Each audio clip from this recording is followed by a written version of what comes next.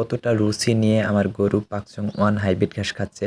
খামারে ঘাস থাকলে নিজের কাছেই ভালো লাগে। সুপ্রিয় দর্শক, আপনার ভিডিওতে দেখতে পাচ্ছেন পাকচং ওয়ান হাইব্রিড ঘাস আমার মেশিন দিয়ে কেটেছি।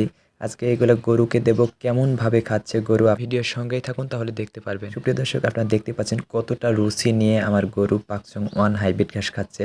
খামারে ঘাস থাকলে নিজের কাছেই ভালো লাগে। নিজের প্রিয় জিনিসকে যদি খাওয়াতে পারি, তারপরেও কাঁচা ঘাস, তাহলে মনে এমনিতেই আনন্দ লাগে। সুপ্রিয় দর্শক, আপনার খামারে যদি ঘাস না থাকে তাহলে খামার করার কোনো দরকার নেই। সুপ্রিয় দর্শক, আগে ঘাস চাষ করুন, তারপরে খামার করুন, তাহলে এখান থেকে লাভবান হতে পারবেন।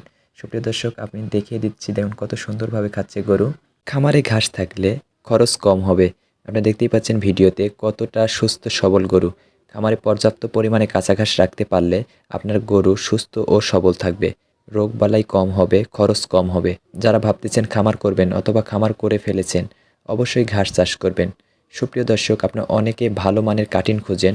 যাদের কাটিং লাগবে অবশ্যই স্ক্রিনে থাকা নাম্বারে যোগাযোগ করবেন। আপনারা ভিডিওতে দেখতেই পাচ্ছেন কাটিংয়ের মান কতটা ভালো। যাদের লাগবে অবশ্যই স্ক্রিনে থাকা নাম্বারে যোগাযোগ করবেন। সবাই ভালো থাকবেন। আল্লাহ হাফেজ।